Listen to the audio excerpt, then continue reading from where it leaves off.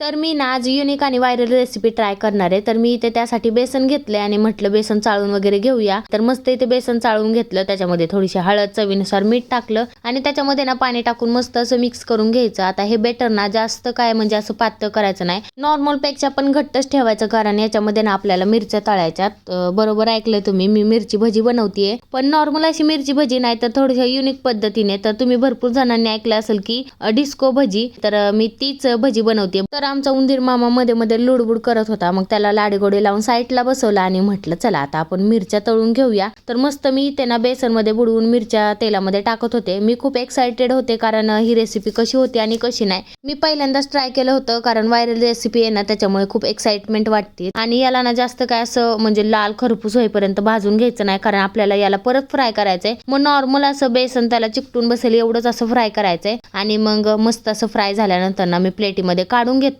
तरी ते मी गरम गरमच ना मिरच्या कट करायला घेतल्या होत्या, कारण मला खूप भूक लागली होती आणि काहीतरी असं चवीचं असलं ना तर जास्त भूक लागती, त्याच्यामुळेच माझी गडबड चालली होती. तर मस्त बारीक बारीक ना या मिरच्या कट करून घेतल्या. सगळ्या कट केल्यानंतर ना परत तेल तापायला ठेवलं आणि आता ह्या कट केलेल्या मिरच्या ना त्याच्यामध्ये टाकायच्या आणि मस्त याला ना लाल खरपूस होईपर्यंत भाजून घ्यायचं, म्हणजे कुरकुरीत पण लागतात आणि टेस्ट पण एक नंबर लागती. मिरच्या किती तिखट असू द्या, पण डबल फ्राय केल्यामुळे ना या मिरच्या तिखट लागत नाही, म्हणजे मिरची डिस्को भजी ना खूप टेस्टी लागतं. मला तर खूप आवडलं. यावेळेस थोडंसं ट्राय केलं होतं, पण नेक्स्ट टाइम ना भरपूर असं सगळ्यांना खाण्यासाठी ट्राय करणार आहे, कारण ते तुम्हाला शेअर करता येत नाही, कारण मी संध्याकाळचं बनवते आणि संध्याकाळचा व्हिडिओ क्लिअरिटी नाही एकदम अशी मस्त येत नाही, त्याच्यामुळे मी फक्त दिवसात तुम्हाला बनवून दाखवते की कसं होतं आणि कसं नाही. तर टेस्ट करून बघितलं तर एक नंबर लागत होतं. आणि हे राहिलेलं बेसन पीठचं काय करायचं म्हणून ना मी लेकरांना भुगा तळत होते बेसनाचा, कारण लेकरं तर मिरची भजी खाणार नाही, थोडंफार तिखट लागलं तर रडत बसतील, त्याच्यामुळे. तर मस्त मी भुगा वगैरे तळून घेतला, कारण आमचा आद्विक पण मस्त असा ना कुरकुरीत भुगा खातो. तुम्हाला कशी वाटली ही रेसिपी ते नक्कीच सांगा आणि तुम्ही पण नक्कीच ट्राय करा. तर चला भेटूया नेक्स्ट व्लॉग मध्ये. बाय.